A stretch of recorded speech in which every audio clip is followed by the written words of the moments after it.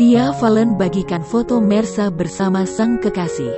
Pelantun pikir Carrie itu ungkapkan cinta pada Chevra Yolandi memakai bahasa aneh. Kisah asmara Via Valen dan Chevra Yolandi memang selalu sukses jadi sorotan. Ia terlihat membagikan potret romantis dengan kekasihnya melalui laman Instagram pribadinya, Minggu tanggal 17 Oktober tahun 2021. Dalam unggahan itu, Via Valen membagikan beberapa foto mesranya bersama Chevra Yolandi.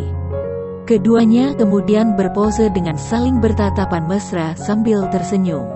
Pedangdut asal Surabaya itu lantas menuliskan caption unik di kolom keterangan foto yang diunggahnya tersebut.